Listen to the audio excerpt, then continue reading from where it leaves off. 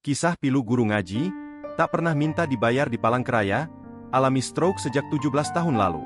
Beredar di media sosial sebuah video yang memperlihatkan kisah guru ngaji di Palangkaraya, Kalimantan Tengah yang seketika banjir rezeki meski tak pernah meminta dibayar.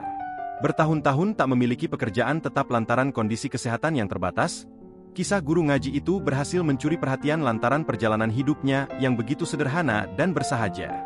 Kisah guru ngaji asal Palangkaraya ini viral di media sosial, usai dibagikan melalui akun Muhlis 142 Selasa, 6 Agustus 2024. Dalam unggahannya, pemilik akun menceritakan kisahnya yang bertemu dengan seorang bapak-bapak saat hendak melaksanakan sholat di sebuah masjid kecil di Palangkaraya. Pemilik akun menuturkan saat baru tiba ia diminta untuk mengumandangkan adzan oleh seorang bapak-bapak dengan kondisi stroke.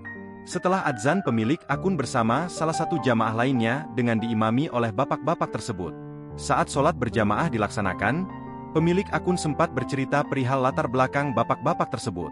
Terungkap ternyata bapak-bapak tersebut sudah menyandang penyakit stroke selama kurang lebih 17 tahun dan tak memiliki pekerjaan tetap selama sekitar 8 tahun. Sementara ia dan istri memiliki 3 orang anak yang baru duduk di bangku SD, SMP, dan SMA.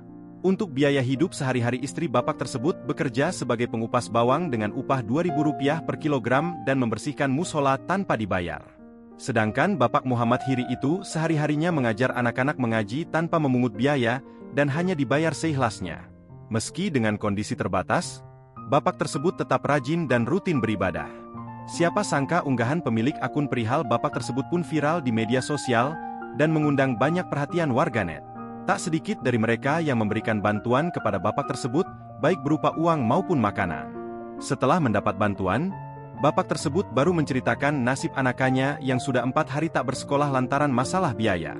Hingga kini kisah perihal guru ngaji asal Palangkaraya yang mengalami stroke itu pun masih ramai menjadi perhatian warganet.